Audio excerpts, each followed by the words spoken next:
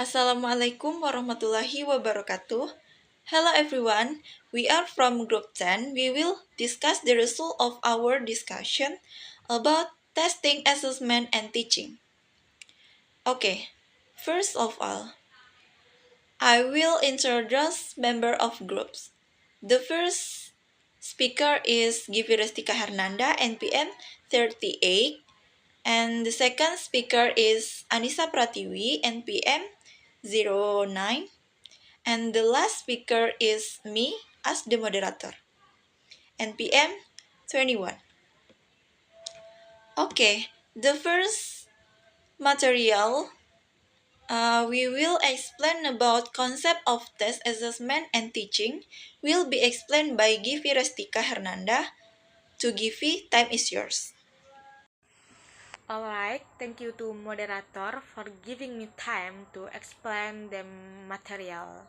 Before we talk about the material, introduce myself. I am Givi Rustika Hananda, NPM 38, me as first speaker.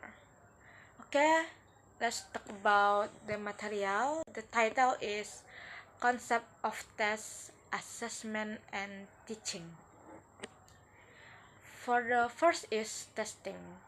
According to Brown 2004 and Batchman 1990, testing is a systematic procedure used to measure learners' knowledge, ability, or performance by using a set of specific tasks or questions.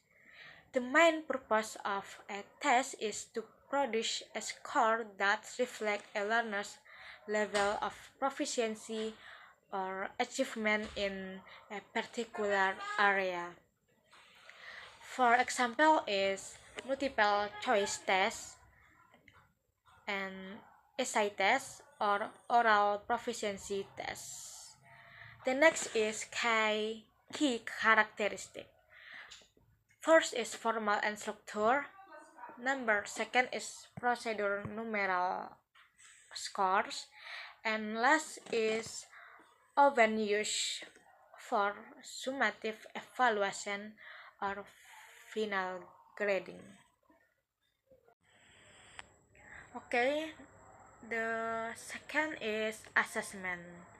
According to O'Malley and Pierce 1996 and Nitko 1996, assessment is a systematic process of collecting information about students' abilities through both formal and informal methods to monitor progress and improve learning. It includes not only tests but also observation, portfolios, reflective journals, interview, and project. For the key characteristic from assessment can be formal or informal, focuses on improving learning, not just measuring it, evaluates knowledge and skill and attitude. Okay, now we move talk about teaching.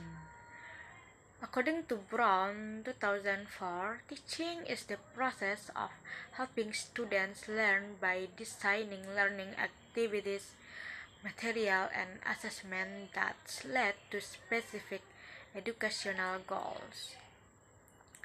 Testing and assessment are essential parts of teaching because they provide feedback for both teacher and students.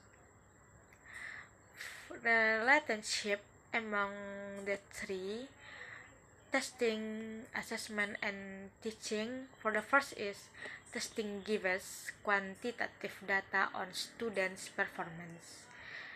Next, assessment offers a broader picture of learning progress, and teaching uses results from testing and assessment to improve instruction. In short, Testing and assessment are integral parts of the teaching process.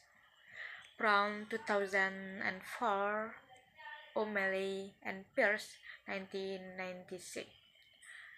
Okay, that's all from me. Sorry for my mistake. Thank you. Back to moderator. Okay, thank you to Givi. We have explained the material concept of test assessment and teaching. Okay, the next material about type of assessment will be explained by Anissa Pratiwi. To Anissa, time is yours. Thank you for opportunity for moderator. Let me introduce myself. My name is Anissa Pratiwi. I will explain types of assessment. According to NITCO 1996 and the Indonesia Ministry Education 2022, assessment is not only meant to measure learning outcome, but also to understand the learning process as a whole. Based on purpose. Point 1. Diagnostic assessment. How teacher identifies student pure knowledge, learning difficulties, and readiness before the instruction began. The result guide teacher in designing appropriate learning strategies. Point 2. Formative assessment is carried out during the learning process. Its main goal is to provide ongoing feedback to improve student understanding and performance before the final evaluation. Point 3. Summative assessment takes place at the end of instruction to determine the overall achievement of learning goals. It often includes final exam, project report, or end of semester test. Based on method or form. Point 1. Formal assessment. Use standardized tool and scoring procedures such as national exam or structured written test. Point 2. Informal assessment is more flexible and based on teacher observation, class discussion, or anecdotal record that reflects student daily progress. Point 3. Authentic assessment measures student ability through real-life tasks like project, portfolio, or performance, emphasizing practical application of knowledge rather than memorization.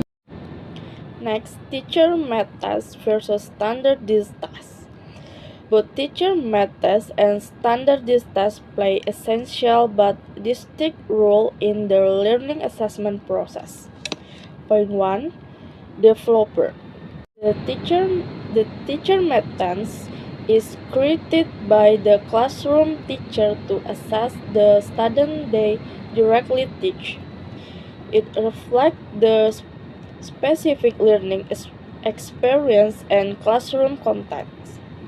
Meanwhile, a standardized test is developed by professional institution or testing agency using consistent procedure and scoring system, allowing results to be compared across large population. Point 2. Purpose. The main purpose of teacher-made tests is to measure student understanding of lesson taught in class. The results help teachers evaluate individual progress and adjust instruction accordingly. Standardized tests, on the other hand, aim to assess and compare student performance across schools, regions, or even countries to evaluate broader educational effectiveness.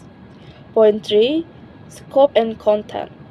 Teacher-made tests are limited to the content covered by the teacher during classroom introduction, making them more specific and context-based.